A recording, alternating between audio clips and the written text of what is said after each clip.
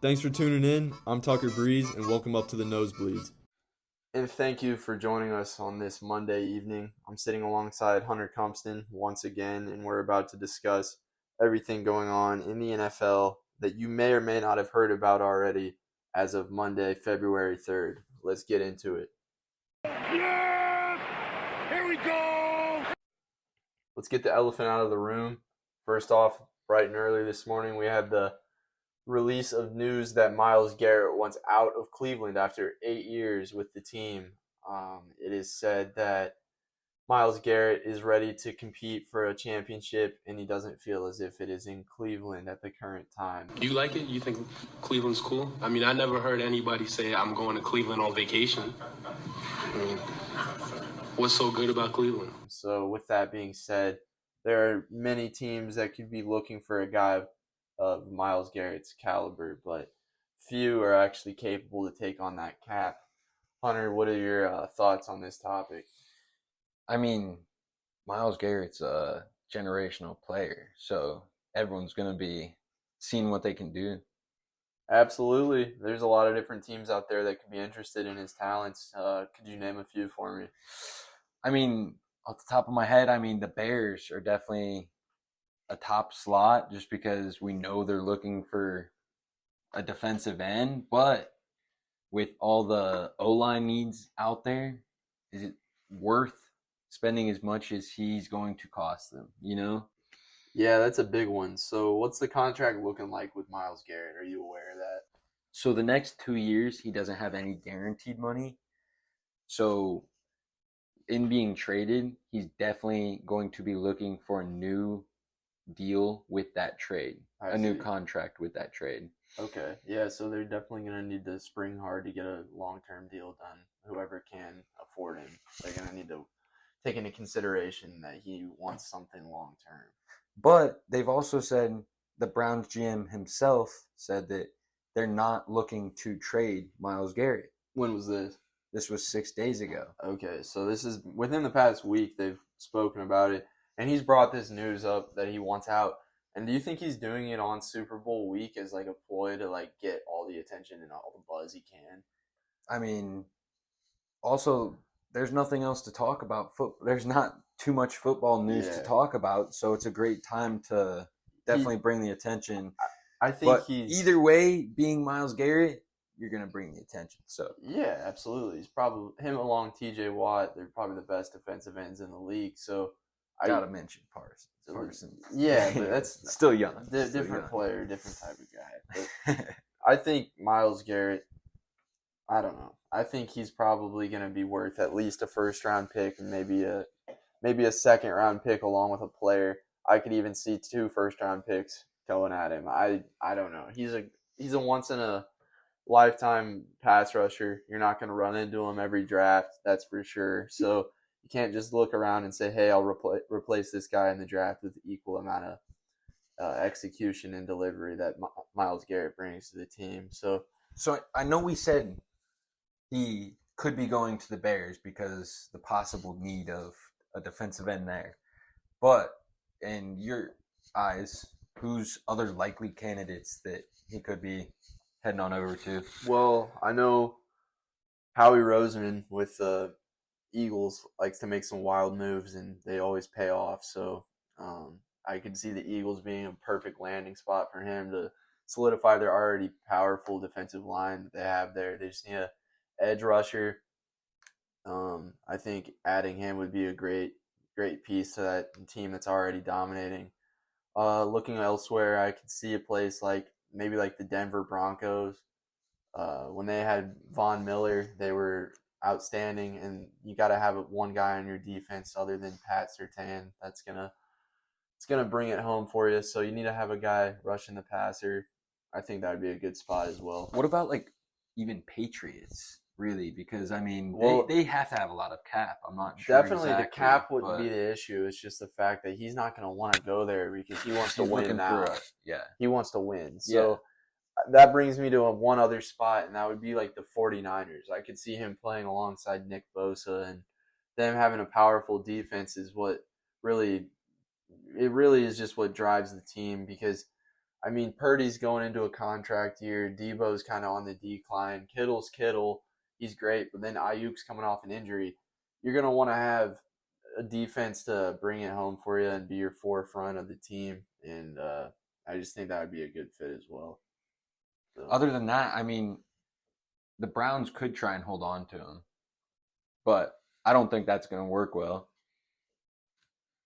Yeah. Like we saw with Hassan Reddick, he might get a few extra dollars for holding out for a few games, but I don't think he's going anywhere. If he ends up holding out, he's going to be there. But okay, just unhappy. Let's get this out of the way. Hassan Reddick and Myles Garrett are two different animals. 100%. Yeah. They're That's absolutely true. Yeah. different human beings. So what Myles Garrett wants, he will get. All right. So then what are the chances of him going to the Bears? Because I know you say he wants to be he wants to like get a ring. So like what are the chances of him actually going to the Bears? I would say slim, personally, and that's no jab in any way. It's just I don't know how you can be in a situation to say I want to win championships and say that going to a team that's coming off of how many wins did Chicago have last year? 4. No, 5. My bad. Five. So coming off 5 wins. Coming off 5 wins, I don't see him jumping from a 3-win team to a 5-win team and saying I'm in a position now. But that's not saying that they're not set up to succeed down the road. I just don't think that this coming year is a year to expect a Lombardi, and I think that's to be expected with any team starting fresh. But I would say definitely a step up from the Browns. And without a doubt.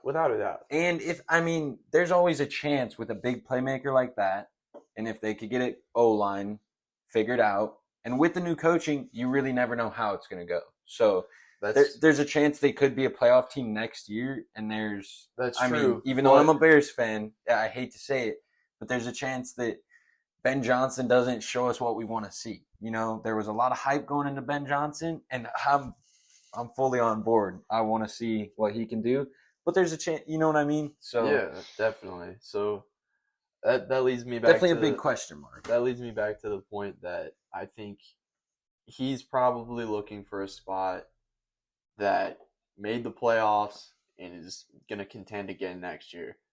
Bills would be a good spot. That'd be a great spot. It's all about who can afford him and do this long-term deal for him. And willing or able, you know, without other big players. Like now that Purdy's going into a contract, they're going to have to situate a lot of things around to find the money, because they've been doing this whole thing without having to pay Purdy, which has been such a benefit to them. That's why they've gotten away with having so many studded offensive and defensive players. So. No doubt. So that is questions to be answered down the road. Maybe they will happen around the Super Bowl. Maybe he'll steal the thunder of the game itself. But we will see. We have more trade rumors and possible movements happening soon within the Rams organization. You want to let us know what's going on there? Cooper Kupp. Okay. Is he out? Is he on his way out? I mean, it sounds like it. With the rising star, Puka Nacua, he's almost their number 1 right now anyway. So oh yeah. So I think he should move to a different team that needs that lock-in too, that he could definitely provide. You know what I mean? The only thing with him is the injuries. Injuries are a concern, but when he's healthy, and I know that's a big but when he is healthy, he is a very consistent, skillful player that can make arguably some of the most impressive catches.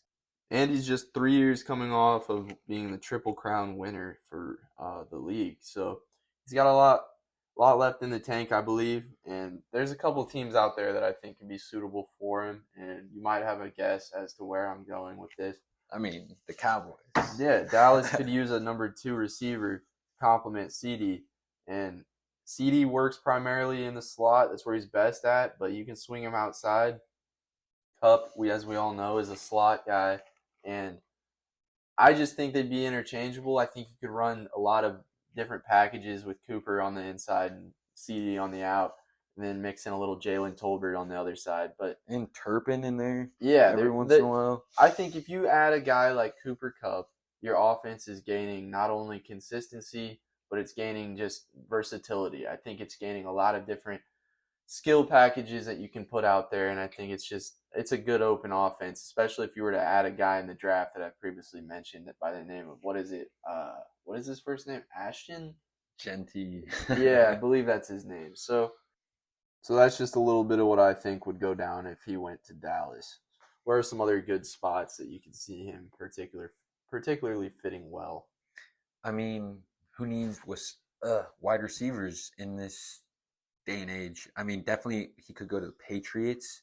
He could be a number one at the Patriots, honestly. He could be like a solid, like, splitting number one. You know what I mean? Like, yeah, he could be a veteran guy that he could be like every other veteran that turns 30 and team moves on from him. Go to the Titans, you know?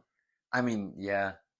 He'll want to go to a spot that's obviously better than that, but where? That a lot of these good teams are really Chiefs, probably. The Chiefs have 20 different receivers right now that they've been trading for, and I mean, think about Hopkins, think about Juju Smith, are they going to be back next year though? I think Juju Smith will, surprisingly, which like he disappeared for the longest time, but other than that, Hopkins has looked good. He's shown flashes. I think he will. I mean, it also depends on where Travis Kelce is. Travis Kelce going to stay? Who knows? But I think if the Chiefs win the Super Bowl, both Travis and DeAndre Hopkins could be retiring. So yeah, I mean, he could go to the Chiefs then. But I see a different team that really needs a wide receiver that's going to be willing to either make him their one or like their two. That's, you know what I mean? Like almost with their one. Like he wants yards. He doesn't want to be a Triple Crown winner and 3 years later not be putting up 1,000 yards at least. Yep. So, I mean, Green Bay, sadly, I don't want to see him go to Green Bay, but we know they're in need of wide receivers. So, yeah, I don't know. I think it's just time for both the Rams and Cooper Kupp to move on. Where's another choice other than the Cowboys you see? I could see maybe like the Bengals on the cheap. So if they're losing T. Higgins, I could see them bringing in Cooper Kupp. Okay. I could see that working out very well. Joe Burrow and Cooper Kupp would be an insane duo. I think obviously you have Jamar there as your number one, but with Cooper Kupp as your slot guy, like when Chase is doubled, you're going to Kupp. Like that's just undefeated, I think. But still, are you going for Kupp or are you just re-signing T? T. Higgins is going to be costing way more than Kupp is. Yeah. T. Higgins is going to be north of 30 possibly. But the bad thing is going from one injury prone to another. But still, then you're saving money and you're getting that. And it doesn't need to be a long term. It doesn't need to be a long term solution. No, it could be just like a short term stopgap until you find something else. But like for the time being, he has a lot to offer. I think he can definitely bring in. Could honestly go just about anywhere. Like he could fit. He's a plug and play guy, you know. Like he's versatile. He's very talented. He's gonna be able to succeed in whatever situation. And I mean, I'm seeing even rumors of like Houston being a possible spot for him. Okay, if they lose especially if they lose like Stephon Diggs, because he's a free agent after this year. So I think Cooper Kupp could plug in right there. I think that would be a perfect spot as well. So there's a lot of really good places because Cooper Kupp is just so moldable. I think you could put him just about anywhere and he's going to do great. So it's a shame that the Rams are walking away, but all things must come to an end. And with a guy like Puka taking the shine away, I think the Triple Crown days are in the past, and that's not who he is anymore, but he still has a lot to offer. So we'll see where he ends up. But now we have some coaching updates. So with that being said, I'll let Hunter go ahead and take over on the Bears news. All right. So we've gotten our running back coach and our O-line coach. Let's hear a little bit about him. Starting off with the new O-line coach, Dan Ruchar. We also got a running back coach. Former Chiefs offensive coordinator, right? Eric Bieniemy. Yeah, So that'll be love the name. Yeah, no, that'll be a pretty good, interesting fit, honestly, because Eric Bieniemy, obviously, he was up for head coaching jobs just a few years ago, and then he became OC with the Commanders, and then he was head coach with UCLA, but that did not end well. So he's back on the market and he's back in the NFL. So what do you think about that addition? I mean, he's been on the Chiefs. He's seen winning. It'll be a good addition because he's a little bit older and he's been around and can offer a little bit of wisdom to this younger coaching staff. Definitely. And then what about this O-line coach? What do you know about Dan Ruchar? Where was he? Same with him. I believe he's 65. Okay. Don't quote me on that. But he's been around just about everywhere. He did some stints in like Ball State even. Just started off like way back in the day. But then he moved on to, I know he did a 6-year stint in Michigan State. Okay. But most prevalent is when he was in the Saints for about 9 years. And then just recently, this last year, definitely a weird move, he went to Tulane. Okay, spent some time with Tulane. So, I mean, definitely a weird move to go to college and definitely not a very high up school in college. What was he doing with Tulane? Was he their offensive line coach? Tulane, I believe, yes, he was their offensive line coach. And then in the Saints, he kind of moved around everywhere. But I definitely bringing some wisdom to this younger staff. Yeah, so it's good to have pieces like that, most definitely. I definitely like that. But this O-line coach is the most important that we've gotten in a long time. So I'm really expecting much, or hoping for much, I should say. Not expecting much. I don't know what's in play. Yeah. Especially when we had, I forget his name, but Notre Dame's head coach is a candidate for O-line. And then weren't they also in talks with Justin Fry from Ohio State? Yeah, that was another big one who ended up getting another position. With the Cardinals. Yeah, with the Cardinals. So, I mean, did we look at him and not like him, or did the Cardinals just make a better deal and get him first? Yeah. Was that our first guy? Like, you know what I mean? And we ended up having to settle for Dan, or was Dan gonna win the whole or get the job the entire time? I think they had their eyes set on Dan, and they were looking at him for a couple weeks. So I know that he was in the rumors for a little bit. So I think he may be the oldest coach in the entire staff. Really? So wow. Definitely a younger group of guys. So I mean, he's gonna need to bring in a lot of good young talent. So hopefully they can mix well with this old head out there. Yeah. All right. So next up, we got a little bit going on in Dallas. They also got a running back coach today by the name of Derek Foster, formerly of the New Orleans Saints this past year, but most notably when he worked with the Los Angeles Chargers, he was a part of the uprise of Austin Eckler and his abilities when they were highlighted in his time there before he moved on to Washington. So I think that it is a pretty good hire. They were also looking at Oregon's running back coach as well as Tashard Choice from Texas, who was a former Cowboy from 2008 to 2011. He's subsequently going to get a raise with Texas due to the contract negotiations. So out of this all, they end up with Derek Foster, which nonetheless I think is a good hire. He worked with Austin Eckler, as I previously mentioned, as well as Alvin Kamara this past year, where he reached 950 yards, his closest so far to a 1,000-yard season in his career.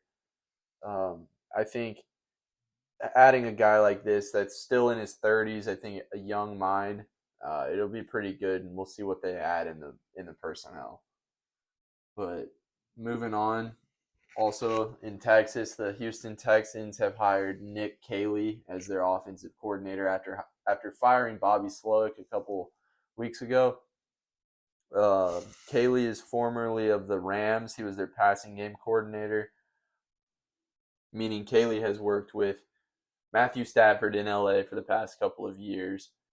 In other news, Washington Commanders owner Josh Harris denies the change for the team name as he is embracing the Commanders' culture and has no plans to do such thing. What are your thoughts on this? I know that I'm strongly in belief that they should revert to the Redskins name. I think that basically if you've got nobody actually offended in the issue, I don't see a problem with it. So I'm not going to go too far into that, but I think, Hunter, if you have anything to add, go right ahead. I mean, everybody loves throwbacks. Like, think about just our throwback jerseys. Like, every team wears. You know what I mean? Everyone, the nostalgia and everything. Other than that, from what I've heard, no one takes true offense to the name and actually likes the name for outreach and support. And you know what I mean? Just recognition. Yeah. So, if you're going to have a whole franchise named after you, I don't see that as an insult. And I mean, I don't see a point in changing something just based on feelings. So that's all I'm going to say, but there we go. So next up, we're going to go ahead and talk about some more Chicago Bears news. Okay. And do you have anything to add on their front office? Yeah, Ryan Poles, up for an extension. People before this new head coach hiring were suspecting that Ryan Poles might not be there beyond this year. So a lot thought that he wouldn't mesh well with Ben Johnson, or even people were saying that Ben Johnson wouldn't come in if Ryan Poles was there. So a lot of people were saying that Ryan Poles might not have even been there at this point. But seeing that Ryan Poles and Ben Johnson have obviously come to terms and everything and like each other and like where the team is going and everything. Yeah. I see him getting the same deal as Ben Johnson. So around like a 5-year deal. 5-year deal. Yeah, I see him staying. And, I mean, we can say this. He's made some definitely questionable decisions. I don't like all of his picks last year specifically. I like Caleb. I'm still picking Caleb over Jay Daniels. Like you can say what you can say. That offensive lineman they got, Kieran, I'm sorry, and Kieran, even but the punter, I'm going to slaughter your last name. It's like Abdbengala or something. I cannot pronounce it. We're just going to, Yeah. So even Torrey Taylor, I think, was in a fourth round. That was a bit of a reach. I mean, definitely, I think you're going to be the best punter in the league, possibly at like next year, even maybe. He's shown really good punting this year, but in the fourth round, he's had a lot of opportunities to showcase his punting.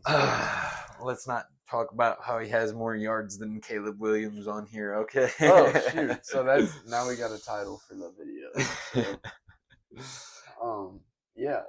But I definitely see Ryan Poles sticking around for the long haul now that Ben Johnson and him seem to be clicking and on the same page. What about your thoughts? You see him definitely sticking around? I think you have a whole new regime with Caleb Williams and Romo Dunze at the helm. Who drafted those players? Both Ryan Poles. Okay, so you can't just bring DJ Moore. You can't. Yes. You can't this is his team. You can't bring in a new head coach and have him coach all these players that were drafted by a former GM. I think you got to keep this continuity together. This is all about having a team built means you got to stay consistent and you got to work together through the process. So I say you can't expect any less than another 2 years of Ryan Poles at the very least. So, and we can say what we want about some of the questionable draft picks, but I will say this: the Panthers trade. It's a trade that will never be forgotten by any Bears fan. Was that Ryan Poles trade? Yes. With DJ Moore? Yes. For the first round pick, which they got. Was that his first trade he made? Or was that something like. One of the very first trades he made, yeah. That was newly into his tenure with the Bears. Yeah. Okay. So, I mean, but think about how much of that team now specifically is based on that trade. That's true. And we would have Bryce Young right now instead of DJ Moore, Montez Sweat. A lot of these huge names that we would not have. We have a second round still this year from that very pick. Yeah. So, or for that very trade. My bad. But So that was a absolutely legendary trade, and we need to see a little bit more of that Ryan Poles and a little less of this questionable draft. And that makes me say you need to continue it because you have all these moves that he's made, and you haven't even gotten halfway through seeing if they're successful or not. Yeah, and I mean DJ Moore just got signed to a new contract in this year, a new 4-year deal or so. Yeah, so he's going to be around for the foreseeable future, and Roma Odunze as well. Caleb ain't going anywhere, and then DeAndre Swift was just signed in free agency. So you got all these players that were brought in. I just think that everything is staying the same, so that's just the way it's going to be. Let's move on to the action coming up this Sunday, Super Bowl Sunday. What do you got going on, and how do you assume it's going to pan out? Well, there's assumptions, and then there's what I want to see. Okay, let's break it all I know down. this is going to be definitely different than what you want to see as well. So we're gonna have different opinions here by far. That's okay. I want to see the Eagles win it. Okay. I'm not gonna lie. I'm not a big fan of Jalen Hurts, and I don't know. He gets a lot of glaze for being a decent quarterback, but So you're finally seeing it? but Saquon Barkley, that man deserves a ring.